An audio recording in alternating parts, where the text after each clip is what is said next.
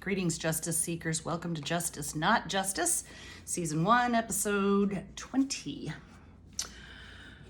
All right, we're coming upon another hearing in front of a court commissioner, but I wanted to jump back for just a second to early November, wherein Jeremiah uploaded a letter to the judge, as everybody has been, including the GAL and the other attorney. So,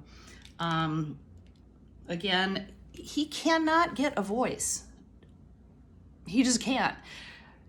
We're trying desperately. We're trying this way, we're trying in the hearings themselves, and he just can't and will not be heard. And we have to ask ourselves, why is that the case, okay? So now you have an uneducated black man. He dropped out of high school. He barely even went to high school.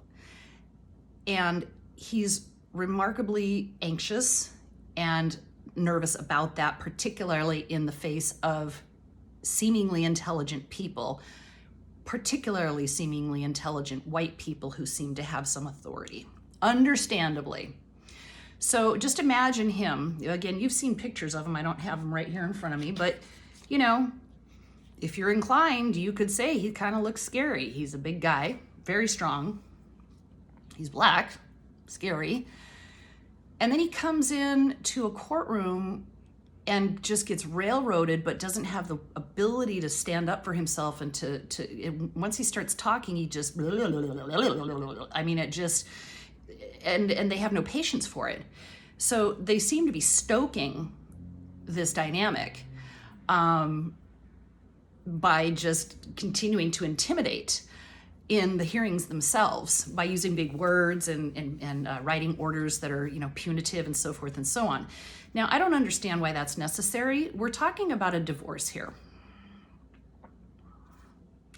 Why is all of this necessary? Here's a man who's trying to get divorced. He's been trying to get divorced for nearly a year now, and he can't afford an attorney, and he's the only uneducated black man in the courtroom. And he's the one who's getting all of the negative attention, all of it. Why? This is my main question. I don't know the answer. I mean, one has to infer, one has to make their own conclusions based on the evidence that's being presented. All right, so at the beginning of November, he writes another letter.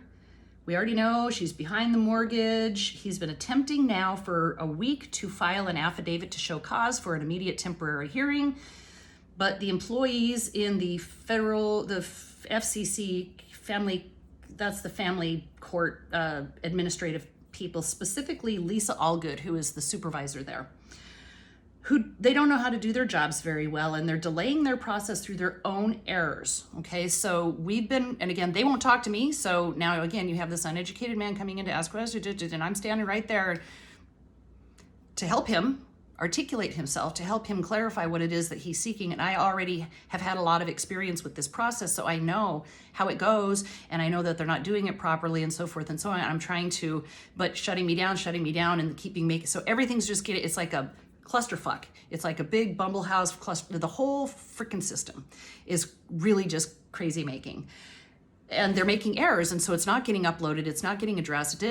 So he's trying to bring attention to this. Like, I'm trying to do what needs to be done here, but your system is making it impossible for me to do it. Secondly, I need an explanation for why you're not allowing me to have an agent to either stand in for me and or compliment me during court proceedings. The judge said it can't happen, but he never explained why.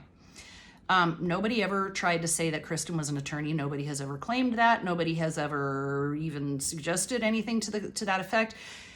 You would think, so realistically, and Jeremiah will say this himself, that he has a disability. He has a learning disability. He actually does have dyslexia, and he has a disability in that he's an 8th grade educated man. So he's disabled. Now, if you take a certain other kind of disabled person and bring them into the courtroom and they need accommodations, whatever they may be, let's say someone's blind, you're going to make accommodations for that person. So what we're asking for is an accommodation to a disability, but they won't see it like that. Here's a person who can't speak for himself. He cannot effectively represent himself. And he's got a person standing next to him who can not represent, but speak for him. Speak clearly, answer the questions in a way that are logical, who's not nervous. And they're denying it. So why? That's an issue of civil liberties. He's got a disability and he can't be accommodated in that courtroom, in that system. He specifically says, I need to make sure that my constitutional rights and civil liberties are not being violated. Thus far, I have only seen indication that the Wisconsin statutes allow agents. As a matter of fact, it's called a power of attorney, an agent. So until and unless you can explain this to me satisfactorily, I intend to preserve my agent. And of course, that was never addressed, obviously. On October 18, Lisa Bangert electronically filed a letter to you regarding text messages. In her letter, she says that okay, so that. And then we bring up the fact that it's especially disturbing to me given the fact that communication occurred between all of the parties except for me on October 16. I'm going to figure these have been errors or oversights and can only hope that it's fair to presume that you do not desire nor intend to run your court in such a biased, weighted fashion, in other words, of excluding parties. I also must protest Bangert's submission of the text messages she chose to admit, as they are not only taken out of context, but are also highly selective and reflect bias and extreme prejudice against me, as I have already highlighted in my motion to have her removed from my case. Finally, I resent the insinuation, misrepresentations, and implications that I texted my children to cancel Christmas. As you can clearly see from the text messages that Bangert did choose to send to you, that message was sent exclusively to my ex-wife. The fact that the children received that message at all is clear indication that it was their mother who told them this. This is just one of a thousand extremely inappropriate communications that my ex-wife chooses to have with our children, again, demonstrating Bangert's bias and prejudice against me. Now, these are important things to keep in mind because the judge in a future order toward the end of the year says that Jeremiah never provides any proof of why she's biased and how she's lying and so forth, when in fact that these are specific examples of that. And accordingly, all of his motion specifically to have her removed from the case is denied.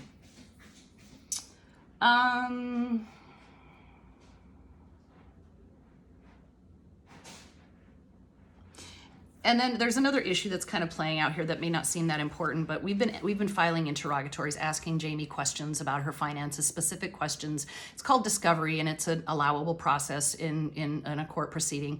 And we're asking specific questions and asking for certain documents to be provided because we had discovered in a previous set of bank statements that she had provided to us that she was earning several $1,000s a month and working more than one job, and she was not disclosing these. So we were trying to get clarity on that, and she was never responding to them.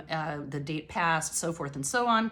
We had been asking her attorney to please have your client adhere to the law and respond to discovery as we are allowed and entitled to do that. And she is Christopoulos on behalf of Jamie is filing crap, okay? Just like, I don't know the answer to this. I don't know the answer to this. I don't know the answer to this. I don't, that kind of thing, like just clearly evading the questions. And Christopoulos is filing these on her behalf. And that is not really good lawyering. That's not zealous advocacy of your client. That's just garbage.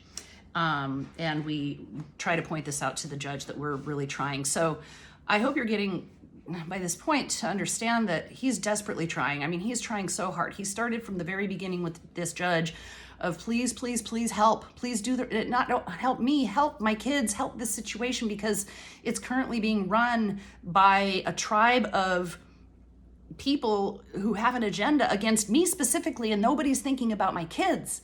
And he just can't get any traction at all. And I just have to keep asking this question, why? Why? Why? We haven't even gotten to that hearing that I talked about in the last video. That'll be next, I think. I'll talk to you soon.